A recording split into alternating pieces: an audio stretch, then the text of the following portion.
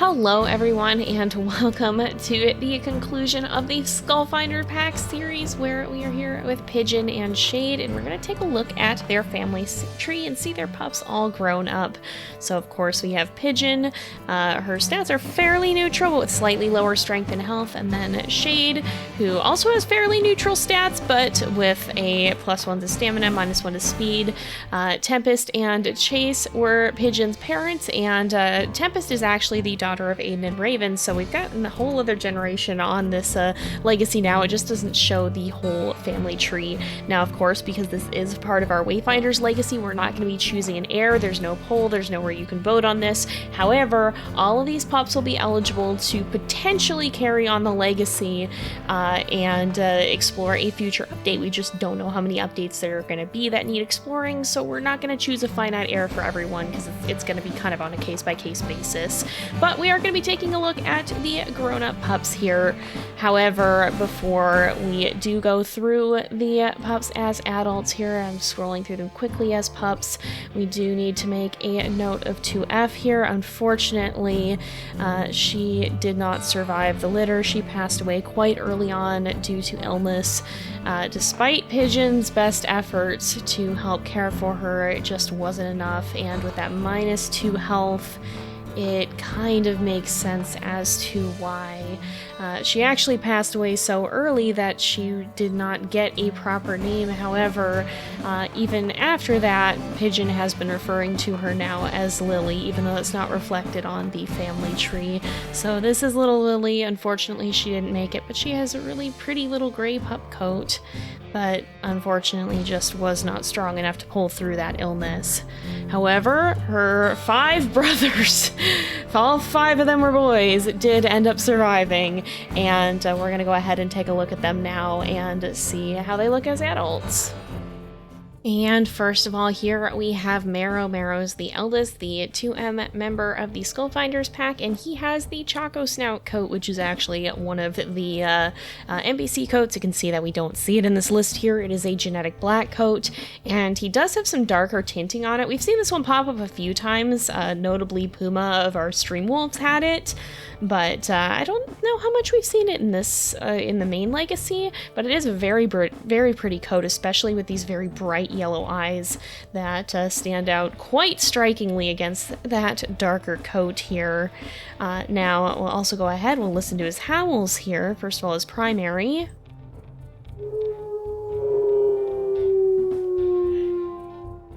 That's a new one, I'm pretty sure. And then for his secondary.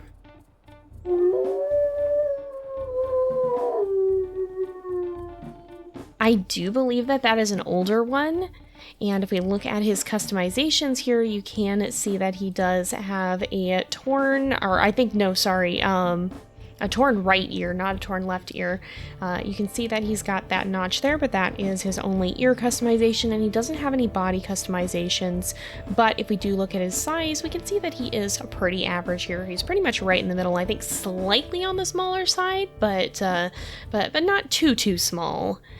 Also, if we take a look at his stats here, you can see that he's got a +1 to speed, but a -1 to stamina. I think those are pretty parallel to his father's stats, actually. I think that is probably where he inherited them, so he's a little bit of a faster wolf, but he can't run for quite as long. And that, of course, is Marrow, the former 2M member of the Skullfinder pack and the offspring of Pigeon and Shade. But that's Marrow. Next up we have Spike, who is pretty much completely grayscale right down to his eyes. That's hilarious. He has these very striking silver eyes that we can see even now, along with a genetic black coat.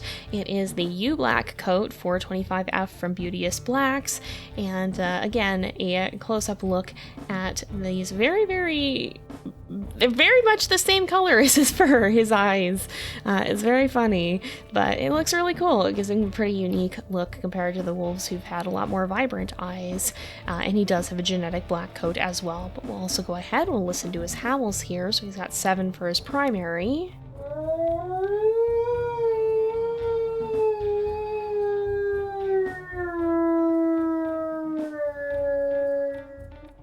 And that is, I'm pretty sure, an older howl, but I did click the wrong button, so give me just a second here.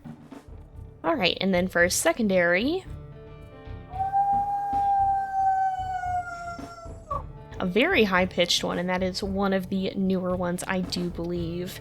Now, Spike doesn't have any ear or body customizations, but if we look at his size here, we can see that he's a little bit, just a slight bit on the smaller side. And if we look at his stats, he does have +2 health, but -1 strength and -1 speed. It's going to be interesting to see how the size genetics factor into it, because again, previously they've been based purely off of strength, but now they're at a point where they can start to deviate, and I assume that that is influenced by the parent stats, so we'll probably see a greater trend away from closely paralleling what a wolf's strength score is or not.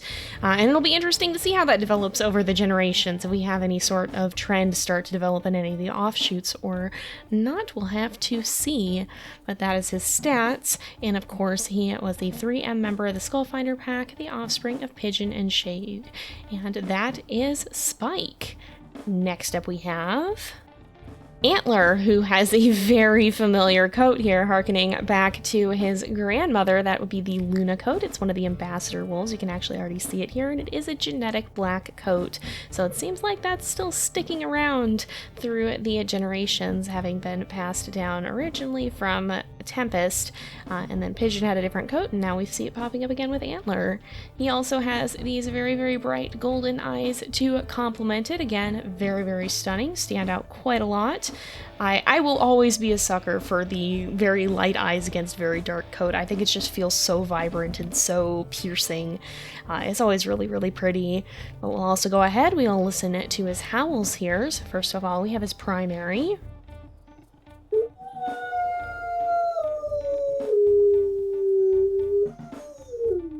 Kind of a whiny sounding one, and definitely one of the new ones. And then his secondary here.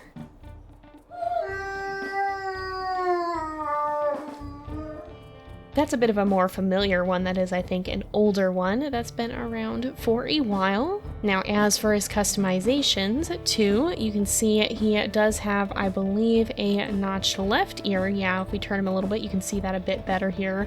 But that is his only customization. He doesn't have any body ones. As for size, though, he's a little bit on the smaller side, and once again has a pretty neutral strength score. Again, it's not tied to that anymore, but it's interesting to see that influence still, because I think Pigeon didn't have a whole lot of strength either. Now, as for his other stats, he's got that +2 to stamina, but -2 for health, so he can definitely run for quite a distance, but not really a super tanky wolf. And of course, he was the 4M member of the Skullfinder pack, the offspring of Pigeon and Shade. So that is Antler.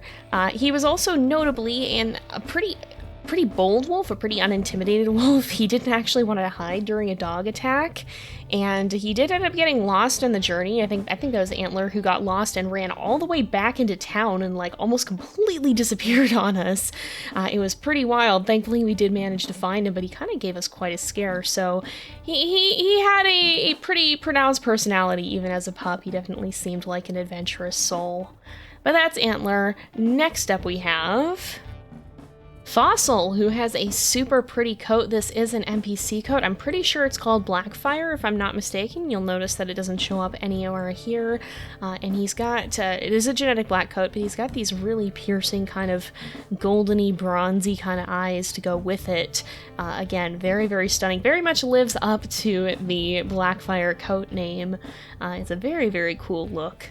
Let's go ahead and listen to his howls here. That's the one that I say always reminds me of a loon. It's a very unique one, a pretty short howl, but quite cool. And then for a secondary,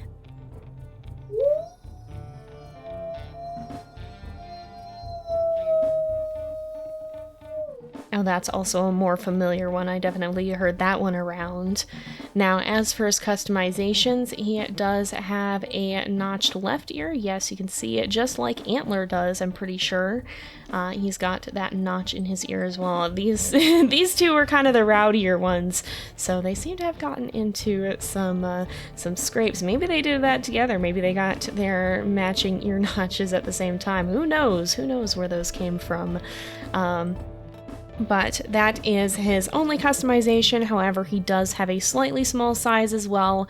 Seems to be the trend with this pack, kind of leaning towards a smaller body size up to, I think, average. I don't think we've had anyone past average yet. As for his stats, he's got +1 strength and +1 stamina, but -1 speed and -1 health. So he's got quite a bit of strength and some decent endurance, but not as much speed and not a lot of tankiness. He was, of course, the 5M member of the Skullfinders pack and the offspring of Pigeon and Shade, and he too was notably pretty bold. He wasn't all that intimidated by stranger wolves. He wanted to poke his head out and see what was going on, so he might be a bit of a confident wolf as well. But that is Fossil. Last but not least, we have Bone. And Bone is the only one who actually has a genetic gray coat, I'm pretty sure. It is the 778M Black-tailed Deer Plateau Pack coat, and he's got these really very, very light yellow eyes to go with it. They're almost kind of a greeny yellow, slightly. I think there's just a hint of green as compared to a more golden-y color. We'll also go ahead, we'll listen to his howls here.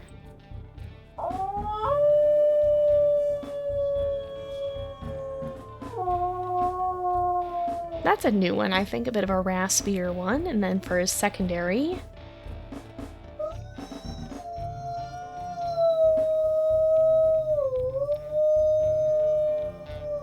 just a slight bit whiny, but still very cool there. Now, I don't think he has well, he doesn't have any ear customizations, but he does have a radio collar, which is a body customization, and I think he's a little bit on the larger size. Yeah, he's a pretty bulky wolf here, pretty well built, which is pretty interesting because he's also got a fairly average size, but he is actually a runt. You can see he's got this minus strength and minus health, so in spite of that, he still ended up being one of the larger pups in the litter. I guess he's been taking good care of himself since then and making do despite his lower strength and health. He seems to have done quite well for himself.